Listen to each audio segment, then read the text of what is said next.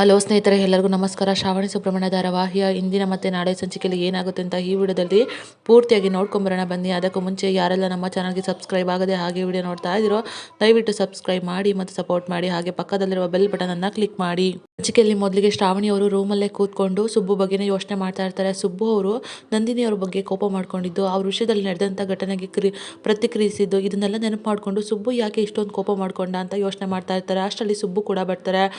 ಆಗ ಸುಬ್ಬು ಅವರು, ಮೇಡಮ್ ಏನಾಯಿತು, ಏನು ಯೋಚನೆ ಮಾಡ್ತಾ ಇದ್ದೀರಾ ನೀವು ಅಂತ ಕೇಳ್ತಾರೆ. ಅಲ್ಲ ಸುಬ್ಬು, ನೀನು ಯಾವತ್ತೂ ಕೂಡ ಅಷ್ಟೊಂದು ಕೋಪ ಮಾಡ್ಕೊಂಡಿದ್ದನ್ನು ನೋಡೇ ಇಲ್ಲ. ಈಗಿರಬೇಕಾದ್ರೆ ಅವ್ರ ಬಗ್ಗೆ ಅವ್ರ ವಿಷಯದಲ್ಲಿ ಅಷ್ಟೊಂದು ಕೋಪ ಮಾಡ್ಕೊಂಡಿಲ್ಲ ಸುಬ್ಬು, ಯಾಕೆ, ಏನಾಯಿತು, ಇಷ್ಟೊಂದು ಕೋಪನ ನಾನು ಯಾವತ್ತೂ ಊಹಿಸೇ ಇರಲಿಲ್ಲ ನಿನ್ನ ಬಗ್ಗೆ, ಏನು ಸುಬ್ಬು ಏನಾಯಿತು ಅಂತ ಹೇಳ್ತಾರೆ. ಆಗ ಸುಬ್ಬು ಮಾತ್ರ ಸುಮ್ಮನೆ ಕೂತಿರ್ತಾರೆ. ಶ್ರಾವಣಿ ಅವರು, ನೋಡು ಸುಬ್ಬು, ಒಂದು ಹೆಣ್ಣಿನ ವಿಚಾರ ಅಂತ ಬಂದರೆ ನೀನು ಕೋಪ ಮಾಡ್ಕೊಳ್ತೀಯ ಅಂತ ನನಗೆ ಚೆನ್ನಾಗಿ ಗೊತ್ತು. ಆದರೆ ಇಷ್ಟೊಂದು ಕೋಪ ಮಾಡ್ಕೊಳ್ಳೋದನ್ನು ನಾನು ಯಾವತ್ತೂ ನೋಡಿಲ್ಲ. ಚಿಕ್ಕ ವಯಸ್ಸಿಂದನೂ ಕೂಡ ನಿನ್ನ ನೋಡ್ಕೊಂಡು ಬಂದಿದ್ದೀನಿ. ಮನೆ ಮೇಲೆ ಬಾಡಿಗೆಗಿದ್ದಾರೆ, ಅದಕ್ಕೆ ಕೋಪ ಮಾಡ್ಕೊಂಡೆ ಅಂತ ಏನೋ ನನಗೆ ರೀಸನ್ ಹೇಳೋದಕ್ಕೆ ಬರಬೇಡ. ನೀನೇನು ಅಂತ ನನಗೆ ಚೆನ್ನಾಗಿ ಗೊತ್ತು ಸುಬ್ಬು. ಆದರೆ ಇಷ್ಟೊಂದು ಕೋಪ ಮಾಡ್ಕೊಂಡಿದ್ಯಾ, ಅದರಲ್ಲೂ ಅವರು ನಿನ್ನೆ ಮೊನ್ನೆ ಪರಿಚಯ ಆಗಿರೋರು, ಅಂಥವ್ರ ವಿಷಯಕ್ಕೆ ಇಷ್ಟೊಂದು ಕೋಪ ಮಾಡ್ಕೊಳ್ತೀಯ ಅಂದರೆ ನಾನು ನಂಬೋದಕ್ಕೆ ಸಾಧ್ಯನೇ ಇಲ್ಲ. ಹೇಳು ಸುಬ್ಬು, ಅವ್ರಿಗೆ ಇದೇ ಪರಿಚಯ ಅಷ್ಟೇ ಅಲ್ಲದೆ ನಿನ್ನ ಮತ್ತು ಅವ್ರ ನಡುವೆ ಏನೋ ಒಂದು ಬಾಂಧವ್ಯ ಇದೆ, ಏನೋ ಒಂದು ಸ್ನೇಹ ಅನ್ನೋ ಸಂಬಂಧ ಇದೆ, ಏನೋ ಈ ಬಾಂಧವ್ಯನೇ ಇದಕ್ಕೆ ಕಾರಣ ಆಗಿರಬೇಕು. ಅದೇನು ಅಂತ ಹೇಳು ಸುಬ್ಬು ಅಂತ ಹೇಳ್ತಾರೆ. ಆಗ ಸುಬ್ಬು ಅವರು, ಅಯ್ಯೋ ಮೇಡಮ್, ಏನು ಅಂತ ಹೇಳಿ, ನಿಮ್ಮ ವಿಷಯದಲ್ಲಿ ಯಾರಾದರೂ ಕೆಟ್ಟದಾಗಿ ಮಾತಾಡಿದ್ರೆ ನನಗೆ ಅದನ್ನೇ ಸಹಿಸ್ಕೊಳ್ಳೋದಕ್ಕಾಗೋದಿಲ್ಲ. ಅಂಥದ್ರಲ್ಲಿ ಅವರು ನಿಮ್ಮಮ್ಮ, ಅಷ್ಟೇ ಅಲ್ಲದೆ ಜೊತೆಗೆ ದೊಡ್ಡ ಮನೆ ಕುಡಿ, ಮತ್ತು ದೊಡ್ಡ ಮನೆ ಕುಡಿ ಅಲ್ಲದೆ ಯಜಮಾನ್ರಿಗೆ ಹೆಂಡತಿ ಆಗಿದ್ದಾರೆ, ಅವ್ರ ಹತ್ರ ತಾಳಿ ಕಟ್ಟಿಸ್ಕೊಂಡಿದ್ದಾರೆ. ಅಂಥವ್ರ ಬಗ್ಗೆ ಯಾರಾದರೂ ಹಗುರವಾಗಿ ಮಾತಾಡಿದ್ರೆ ನಾನು ಸುಮ್ಮನೆ ಇರೋದಕ್ಕಾಗುತ್ತಾ ಮೇಡಮ್ ಅಂತ ಮನಸ್ಸೆಲ್ಲ ಯೋಚನೆ ಮಾಡ್ತಾ ಇರ್ತಾರೆ. ಆಗ ಸುಬ್ಬು ಅವರು ಸುಮ್ಮನೆ ಕೂತಿರೋದನ್ನು ನೋಡ್ಬಿಟ್ಟು ಶ್ರಾವಣಿ ಅವರು, ಏಳು ಸುಬ್ಬು, ಏನಾದರೂ ಮಾತಾಡು ಅಂತ ಕೇಳ್ತಾನೆ ಇರ್ತಾರೆ. ಆಗ ಸುಬ್ಬು ಅವರು, ಮೇಡಮ್ ನಾನು ಆ ಥರ ಕೋಪ ಮಾಡ್ಕೊಳ್ಳೋದಕ್ಕೆ ಕಾರಣನೇ ನೀವು ಅಂತ ಹೇಳ್ತಾರೆ. ಸುಬ್ಬು, ಏನು ಹೇಳ್ತಾ ಇದೆಯಾ, ನೀನು ಕೋಪ ಮಾಡ್ಕೊಳ್ಳೋದಕ್ಕೆ ನಾನು ಕಾರಣ, ಯಾಕೆ ಸುಬ್ಬು ಈ ಥರ ಮಾತಾಡ್ತಿದ್ಯಾ ನೀನು ಅಂತ ಹೇಳ್ತಾರೆ. ಹೌದು ಮೇಡಮ್, ಯಾಕೆ ಕಾರಣ ಅಲ್ಲ, ನೀವು ಅವ್ರನ್ನ ತಾಯಿ ಥರ ಹಚ್ಕೊಂಡಿದ್ದೀರಾ. ತಾಯಿ ಅಂತಂದರೆ ಎಷ್ಟು ಮುಖ್ಯ ಅಂತ ನಿಮಗೆ ಗೊತ್ತಲ್ವಾ, ತಾಯಿ ಸ್ಥಾನದಲ್ಲಿ ಇಟ್ಟಿದ್ದೀರಾ ಅಂತ ಹೇಳ್ತಾರೆ. ಆಗ ಶ್ರಾವಣಿಯವರು, ಹೌದು ಸುಬ್ಬು, ಎಷ್ಟೋ ಸಲ ನನಗೆ ಅವರೇ ತಾಯಿ ಆಗಬಾರ್ದಿತ್ತ ಅಂತ ಅನಿಸಿದೆ ಅಂತ ಹೇಳ್ತಾರೆ. ಆಗ ಸುಬ್ಬು ಅವರು, ಅಲ್ವಾ ಮತ್ತೆ, ಈಗಿರಬೇಕಾದ್ರೆ ಅವರು ನಿಮಗೆ ತಾಯಿ ಅಂದಮೇಲೆ ನನಗೂ ಎಂಥ ಗೌರವ ಇರಬೇಕಲ್ವಾ. ನನ್ನ ಹೆಂಡತಿ ತಾಯಿ ಬಗ್ಗೆ ಒಬ್ಬರು ಕೇವಲವಾಗಿ ಮಾತಾಡ್ತಾರೆ ಅಂದರೆ ನನಗೆ ಕೋಪ ಬರದೇ ಇರುತ್ತೆ ಮೇಡಮ್, ಅದಕ್ಕೆ ಆ ಥರ ನಡ್ಕೊಂಡೆ ಅಷ್ಟೇ. ನೀವು ಜಾಸ್ತಿ ಆ ವಿಷಯದ ಬಗ್ಗೆನೇ ತಲೆ ಕೆಡಿಸ್ಕೋಬೇಡಿ, ಆ ವಿಷಯನ ಬಿಟ್ಟಾಕಿ ಮೇಡಮ್ ಅಂತ ಹೇಳ್ತಾರೆ. ಆಗ ಶ್ರಾವಣಿಯವರು ಸುಮ್ಮನಾಗ್ತಾರೆ. ಈ ಕಡೆ ವಿಜಯಾಂಬಿಕ ಅವರು ಸುಬ್ಬು ಮನೆಗೆ ಹೊರಟಿರ್ತಾರೆ. ಅಲ್ಲಿರೋದು ನಂದಿನಿನ ಅಥವಾ ಬೇರೆ ಯಾರಾದ್ರೂನ ನಾನು ಮೊದಲು ತಿಳ್ಕೊಬೇಕು ಅಂತ ನೋಡೋದಕ್ಕೆ ಅಂತ ರೆಡಿ ಆಗ್ತಾ ಇರ್ತಾರೆ. ಅಷ್ಟರಲ್ಲಿ ಮದನ್ ಕೂಡ ಬರ್ತಾರೆ. ಮಾಮ್, ಎಲ್ಲಿಗೂ ಹೊರಟಿರೋ ಆಗಿದೆ ಅಂತ ಹೇಳ್ತಾರೆ. ಆಗ ವಿಜಯಾಂಬಿಕ ಅವರು, ನಾನು ಬೇಟೆ ಆಡೋದಕ್ಕೆ ಹೊರಟಿದ್ದೀನಿ ಅಂತ ಹೇಳ್ತಾರೆ. ಸರಿ ಮಾಮ್, ತುಂಬ ದಿನ ಆದಮೇಲೆ ಬೇಟೆ ಆಡೋದಕ್ಕೆ ಹೊರಟಿದ್ದೆ, ಎಲ್ಲನೂ ಕೂಡ ಒಳ್ಳೇದಾಗಲಿ ಮಾಮ್. ನೀನು ಆಡೋ ಬೇಟೆನಲ್ಲಿ ನಿಜವಾಗ್ಲೂ ಕರೆಕ್ಟಾಗಿ ಬೇಟೆ ಬೀಳಲೇಬೇಕು. ನಾವು ಈ ಮನೆಯಲ್ಲಿ ಈ ರೀತಿ ಅನುಭವಿಸ್ತಾ ಇರೋದು ನಿಜವಾಗ್ಲೂ ನನ್ನಿಂದ ನೋಡೋದಕ್ಕಾಗ್ತಾ ಇಲ್ಲ ಮಾಮ್. ನೀನು ಮೊದಲಿನ ಥರ ಆಗಬೇಕು, ನೀನು ವಿಜಯನ ಗೆದ್ದು ಬರಬೇಕು. ಯಾಕೆ ಅಂತಂದರೆ ಮೊದಲಿನ ಥರ ಎಲ್ಲನೂ ಕೂಡ ನಿನ್ನ ಕೈವಶ ಆಗಬೇಕು, ಎಲ್ಲರೂ ಕೂಡ ನಿನ್ನ ಹತೋಟಿನಲ್ಲಿ ಇರಬೇಕು. ಆ ರೀತಿ ಆಗಲೇಬೇಕು ಮಾಮ್. ಆದಷ್ಟು ಬೇಗ ಎಲ್ಲರೂ ಕೂಡ ನಾವು ಮುಗಿಸ್ತಾ ಬರ್ಬೋದು, ನಾವು ನಮ್ಮ ದಾರಿನ ಕಂಡ್ಕೋಬೋದು, ನೀನು ಗೆದ್ದು ಬರಬೇಕು ಮಾಮ್ ಅಂತ ಹೇಳ್ತಾರೆ. ಆಗ ವಿಜಯಾಂಬಿಕ ಅವರು, ನೋಡು ಮಾಡಿ, ನಾನು ಡೈರೆಕ್ಟಾಗಿ ಹೋಗ್ತಾ ಇದ್ದೀನಿ ಅಂತಂದರೆ ಅದನ್ನು ಬೇಟೆ ಆಡೋದಕ್ಕೇ ಹೋಗ್ತಾ ಇರೋದು, ನಾನು ಮಾತ್ರ ಸುಮ್ಮನೆ ಬಿಡೋದಿಲ್ಲ. ಆದರೆ ಅದೊಂದು ಸ್ವಲ್ಪ ಚಾಲಾಕಿ, ಅದಕ್ಕೋಸ್ಕರ ಸ್ವಲ್ಪ ಕಷ್ಟ ಆಗ್ಬೋದು ಅಷ್ಟೇ ಅಂತ ಹೇಳ್ತಾರೆ. ಎಂಥದೇ ಚಾಲಾಕಿ ಆದರೂ ಕೂಡ ನೀನು ಅದ್ರ ಮೇಲೆ ಯಾವುದೇ ಕಾರಣಕ್ಕೂ ಸೋಲನ್ನು ಒಪ್ಕೋಬಾರ್ದು ಮಾಮ್, ನೀನು ಗೆದ್ದು ಬರಲೇಬೇಕು. ಆಲ್ ದ ಬೆಸ್ಟ್ ಮ್ಯಾಮ್, ನೀನು ಹೋಗ್ಬಾ ಅಂತ ಹೇಳ್ತಾರೆ. ಆಗ ವಿಜಯಾಂಬಿಕರು, ಸರಿ ಮಾಡಿ, ನಾನು ಆ ನಂದಿನಿನೇ ಏನಾದರೂ ಆಗಿದ್ದರೆ ಅವಳ ಕತೆನ ಮಾತ್ರ ಸುಮ್ಮನೆ ಬಿಡಲ್ಲ, ಅವಳ ಕತೆನೂ ಮುಗಿಸ್ತೀನಿ, ಅವಳ ಚಾಪ್ಟರ್ನ ಕ್ಲೋಸ್ ಮಾಡಿಬಿಡ್ತೀನಿ ಅಂತ ಹೇಳ್ಬಿಟ್ಟು ಅಲ್ಲಿಂದ ಹೊರಡ್ತಾರೆ. ಈ ಕಡೆ ವೀರು ಅವರು ಮನೆಯಲ್ಲೇ ಕೂತಿರ್ತಾರೆ. ಅಷ್ಟರಲ್ಲಿ ಒಬ್ಬರು ಪೊಲೀಸವ್ರು ಕೂಡ ಬರ್ತಾರೆ.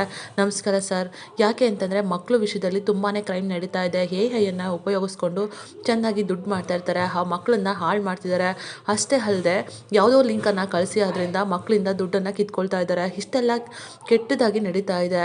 ಈಗಿರಬೇಕಾದ್ರೆ ನಾವು ಒಂದು ಪ್ರೋಗ್ರಾಮ್ನ ಹಮ್ಮಿಕೊಂಡಿದ್ದೀವಿ, ಅದಕ್ಕೆ ನೀವು ಬರಲೇಬೇಕು ಸರ್ ರಾಯಭಾರಿಯಾಗಿ ಅಂತ ಹೇಳ್ತಾರೆ. ಆಗ ವೀರು ಅವರು, ಸರಿ, ಮಕ್ಕಳ ವಿಷಯದಲ್ಲಿ ಏನೇ ಇಷ್ಟೆಲ್ಲ ಒಳ್ಳೆಯದಾಗುತ್ತೆ ನನ್ನಿಂದ ಅಂತಂದರೆ ನಾನು ಯಾವುದೇ ಕಾರಣಕ್ಕೂ ಮಿಸ್ ಮಾಡಲ್ಲ, ಆ ಪ್ರೋಗ್ರಾಮ್ಗೆ ಖಂಡಿತವಾಗ್ಲೂ ಭಾಗವಹಿಸ್ತೀನಿ ಅಂತ ಹೇಳ್ತಾರೆ. ಹೌದು ಸರ್, ನೀವು ಬಂದು ಕೆಲವು ಮಾತುಗಳನ್ನ ಹಾಡಿದ್ರೆ ನಿಜವಾಗ್ಲೂ ಎಲ್ಲರೂ ಕೇಳ್ತಾರೆ, ಅದಕ್ಕೋಸ್ಕರ ನೀವು ಬನ್ನಿ ಸರ್ ಅಂತ ಹೇಳ್ತಾ ಇರ್ತಾರೆ. ಆಗ ವೀರು ಅವರು, ಖಂಡಿತವಾಗ್ಲೂ ಒಳ್ಳೇದಾಗುತ್ತೆ ಅಂತಂದರೆ ನಾನು ಏನು ಬೇಕಾದ್ರೂ ಮಾಡ್ತೀನಿ, ಬರ್ತೀನಿ ಅಂತ ಹೇಳಿ ಕಳಿಸ್ತಾರೆ.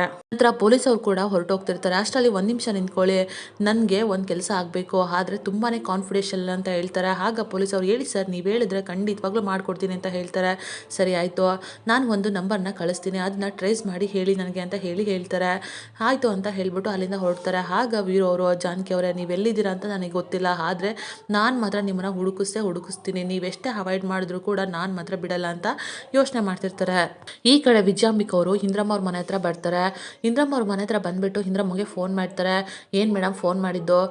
ನಾನು ಅವತ್ತೇ ಹೇಳಿದ್ನೆ ಅಲ್ವಾ, ಏನೇ ಕೆಲಸ ಹೇಳಿದ್ರು ಕೂಡ ನನ್ನಿಂದ ಆಗಲ್ಲ, ನಾನು ಆಗದಿರೋ ಅಂಥ ಕೆಲಸ ಹೇಳಿದ್ರೆ ಮಾತ್ರ ಯಾವುದೇ ಕಾರಣಕ್ಕೂ ಮಾಡಲ್ಲ ಅಂತ ಮತ್ತೆ ಫೋನ್ ಮಾಡಿದಿರಲ್ಲ ನೀವು ಅಂತ ಹೇಳ್ತಾರೆ. ಆಗ ವಿಜಯಾಂಬಿಕ ಅವರು ನೋಡಿ, ನಾನು ಏನೇ ಹೇಳಿದ್ರು ಕೂಡ ನಿಮ್ಮ ಕೈಲಿ ಆಗೋವಂಥ ಕೆಲಸನೇ, ನಾನು ನಿಮ್ಮನ್ನು ಮೀಟ್ ಮಾಡೋದಕ್ಕೆ ನಿಮ್ಮ ಮನೆ ಹತ್ರನೇ ಬಂದಿದ್ದೀನಿ ಅಂತ ಹೇಳ್ತಾರೆ. ಆಗ ಇಂದ್ರಮ್ಮ ಅವ್ರಿಗೆ ಫುಲ್ ಶಾಕ್ ಆಗುತ್ತೆ. ಹೊರಗಡೆ ಬಂದು ಆ ಕಡೆ ಈ ಕಡೆ ನೋಡ್ತಾರೆ.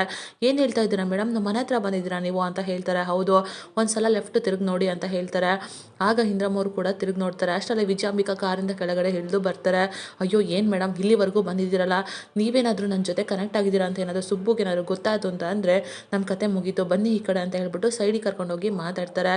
ಏನಕ್ಕೆ ಇಲ್ಲಿಂದ ಬಂದಿದ್ರಿ ಅಂತ ಹೇಳ್ತಾರೆ. ಆಗ ವಿಜಯಾಂಬಿಕ ಅವರು, ನೋಡು, ನನಗೆ ಒಂದು ಕೆಲಸ ಆಗಲೇಬೇಕು, ನಿಮ್ಮ ಮನೆಗೆ ಒಬ್ಳು ಹೆಂಗಸು ಬಾಡಿಗೆಗೆ ಬಂದಿದ್ದಾರಲ್ಲ, ಆ ಹೆಂಗಸನ್ನ ನಾನು ನೋಡಲೇಬೇಕು, ಅದಕ್ಕೆ ನೀ ಸಹಾಯ ಮಾಡಲೇಬೇಕು ಅಂತ ಹೇಳ್ತಾರೆ. ಆಗ ಇಂದ್ರಮ್ಮ ಅವರು, ನೋಡಿ, ನೀವು ಆ ಹೆಂಗಸನ್ನ ನೋಡಬೇಕು ಅಂತ ಅಷ್ಟೆಲ್ಲ ಹೇಳ್ತಾ ಇದ್ದೀರಾ, ಏನೋ ಕರಾಮತ್ತಿದೆ, ನಿಮಗೂ ಆ ಹೆಂಗಸಿಗೂ ಏನು ಸಂಬಂಧ, ಏನು ಲಿಂಕ್ ಅಂತ ಕೇಳ್ತಾರೆ. ನನಗೂ ಕೂಡ ಅದು ಗೊತ್ತಾಗಬೇಕಾಗಿದೆ, ಅದಕ್ಕೋಸ್ಕರನೇ ಬಂದಿರೋದು.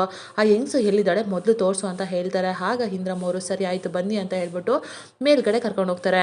ಇಂದ್ರಮ್ಮ ಅವರು, ನೋಡಿ, ಆ ಹೆಂಗಸು ಇರೋದು ಇದೇ ರೂಮಲ್ಲಿ, ನೋಡ್ಕೊಳ್ಳಿ ಅಂತ ಹೇಳ್ತಾರೆ. ಸರಿ ಆಯಿತು ಅಂತ ವಿಜಯಾಂಬಿಕ ಅವರು ಯೋಚನೆ ಮಾಡಿಬಿಟ್ಟು, ಇಲ್ಲಿರೋದು ಆ ನಂದಿನಿ ಅಂತ ಏನಾದರೂ ಗೊತ್ತಾಯಿತು ಅಂತಂದರೆ ನಿಜವಾಗ್ಲೂ ನಂದಿನಿ ನಿನ್ನ ಕತೆನ ಮಾತ್ರ ನಾನು ಸುಮ್ಮನೆ ಬಿಡಲ್ಲ ಅಂತ ಮನಸ್ಸಲ್ಲೇ ಯೋಚನೆ ಮಾಡಿಕೊಂಡು ರೂಮ್ ಡೋರ್ನ ಓಪನ್ ಮಾಡಿ ನೋಡ್ತಾರೆ. ಆದರೆ ಅಲ್ಲಿ ನಂದಿನಿ ಇರೋದಿಲ್ಲ.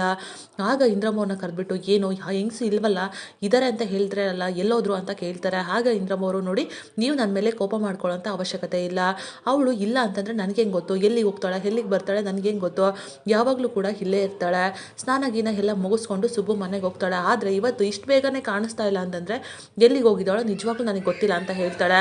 ಆಗ ವಿಜಯಾಂಬಿಕ ಅವರು, ಛೇ, ನಾನು ಅಂದ್ಕೊಂಡಿದ್ದು ಆಗಲೇ ಇಲ್ವಲ್ಲ, ಅವಳು ಇಲ್ಲಿದ್ದಾಳೆ ಅಂತ ಅಂದ್ಕೊಂಡು ಅವಳ ಕತೆನ ಮುಗಿಸ್ಬೇಡ ಅಂತ ಅಂದ್ಕೊಂಡ್ರೆ ಅವಳ ಕತೆನ ಮುಗಿಸೋದಕ್ಕೂ ಮುಂಚೆ ಅವಳೇ ಇಲ್ಲಿಂದ ಹೋಗ್ಬಿಟ್ಟಿದ್ದಾಳಲ್ಲ, ಏನು ಮಾಡಲಿ ಅಂತ ಮನಸ್ಸಲ್ಲೇ ಯೋಚನೆ ಮಾಡ್ತಾ ಇರ್ತಾರೆ.